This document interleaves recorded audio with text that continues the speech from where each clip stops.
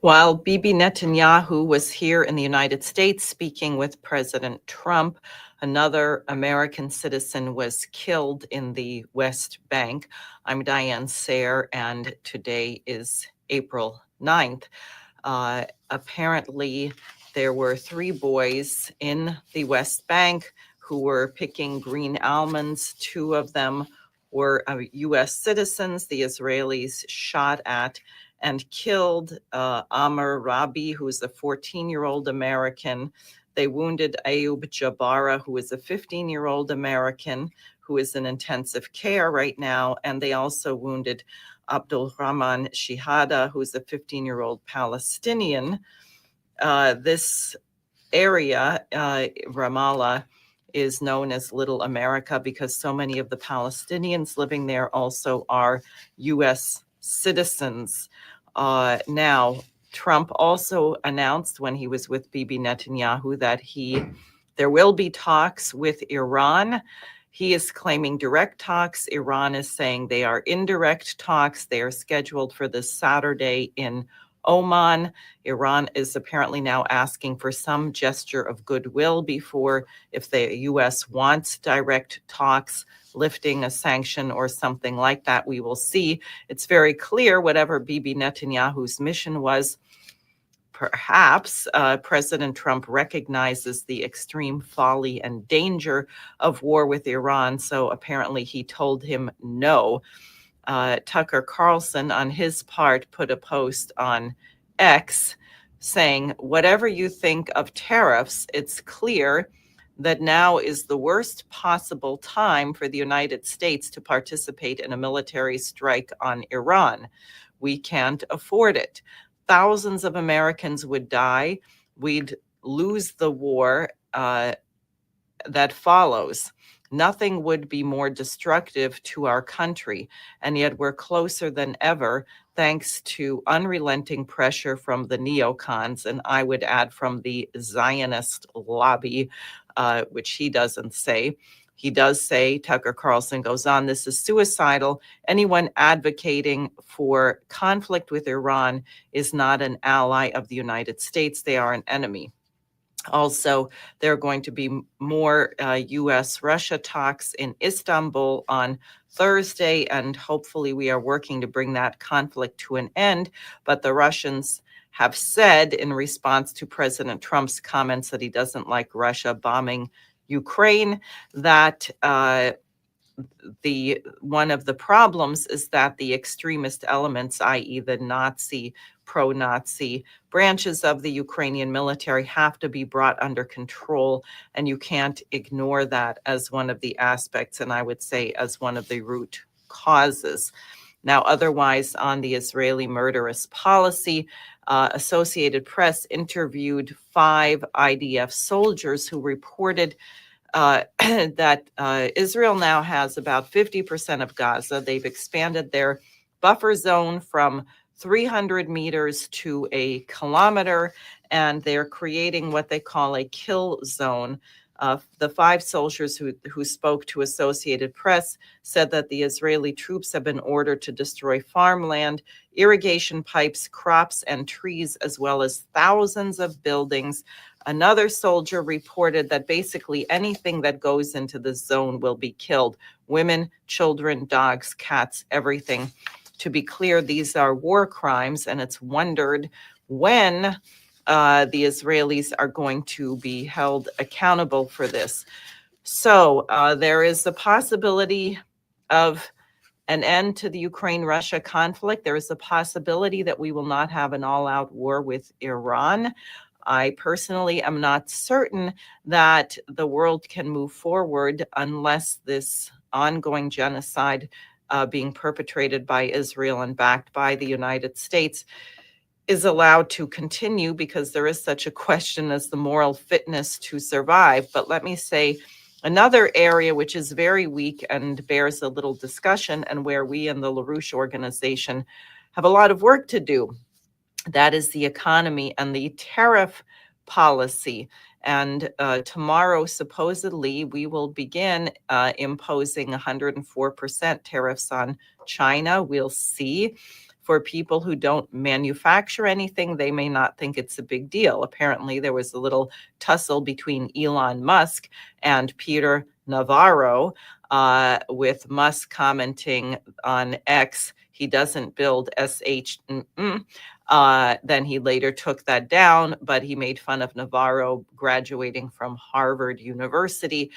The point is that Tesla has already applied for numerous waivers from the tariffs, because if you manufacture anything in the United States, you might be aware that many of your parts and supplies come from overseas, and a large number of them come from China. And while Navarro says we want to make things in America, that's very well and good. We don't have the plant and equipment, nor the workforce, nor the energy. In a generation from now, if we get the Federal Reserve under control, like make it a national bank, direct credit, reinstate Glass-Steagall, and direct the credit into doing those things that will create the possibility for manufacturing, okay, then we can buy parts that are made in America. But you cannot snap your fingers and have a fully grown, skilled workforce producing everything that's needed overnight. And the result is going to be a catastrophe. Dennis Small of Executive Intelligence Review basically put out, he had an article entitled Modern Trade Warfare, or How to Blow Out the World Financial System in 3 Easy Steps.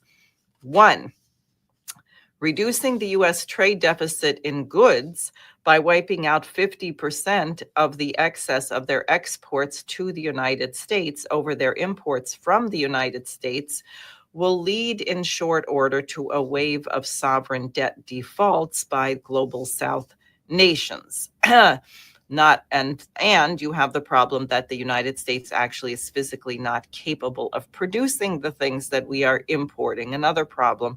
2, U.S. producers will also face a wave of bankruptcies as the cost of their imported products skyrocket, and they are unable to pass these on to the consumers.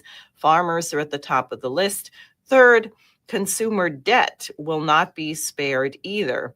With the kind of inflation that the tariffs will directly produce, already over-indebted consumers living at the edge will be pushed over the wall.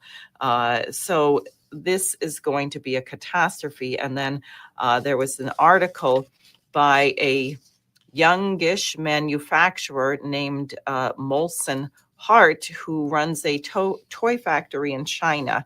And he put out an article saying he felt obligated to do this because we're heading for a disaster. He writes, I've been in the manufacturing industry for 15 years. I've manufactured in the USA and in China.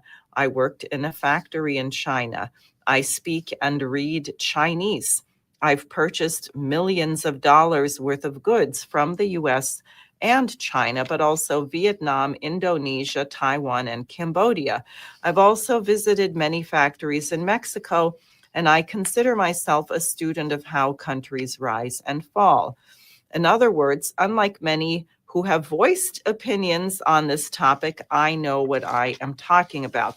And he gives 14 reasons why the tariff policy is a disaster and will not work. I'm just going to share a couple of these reasons with you.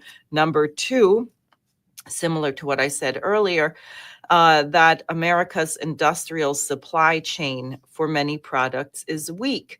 He writes, think of a supply chain as a company's ability to get the components it needs to build a finished product. Suppose you wanted to build wooden furniture. You're going to need wood, nails, glue, all of the things that go into shellac, building wooden furniture, and you need a cheap, abundant source of wood. You cannot go to the Home Depot and get enough wood to run a furniture factory. So if you're in the United States, in the northern part of our country, we do produce abundant, cheap wood. It makes sense to have a furniture producing company here. In fact, I didn't realize this, we export chopsticks to China. He gives the example that such a furniture producing factory would have a lot of trouble if you moved it to Saudi Arabia, where there are no forests, and you're not going to have the supply of wood, obviously.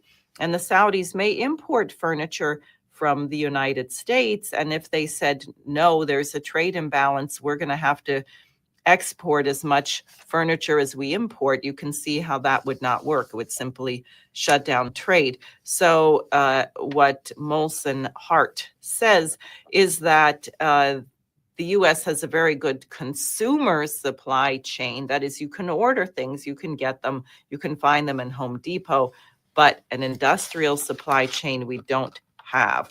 Now, this one is a biggie, point number 4, and I wanted to spend a little time on it because it's worth thinking of this very serious problem. He said workers are human beings, they are not machines. And he said Chinese manufacturing labor isn't just cheaper, it's better. In China, there are no people who are too fat to work.